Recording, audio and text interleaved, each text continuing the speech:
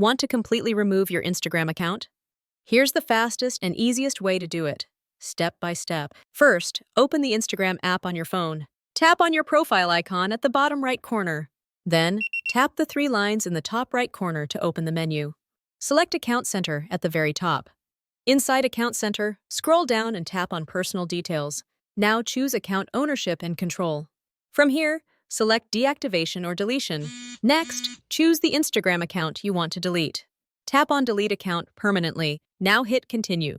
Hit Continue on the next page. You'll see a few options asking why you're deleting your account. You can choose any reason or simply skip it by tapping Continue again. Instagram will also ask if you want to download your data before deletion. That's optional, but it's a good idea if you want to keep your photos or messages. Once you're ready, hit Continue one more time. Enter your Instagram password to confirm your identity. Tap Continue. And finally, tap Delete Account. That's it. Your Instagram account will be permanently deleted. If this video helped you out, don't forget to hit like and subscribe for more quick tech tutorials.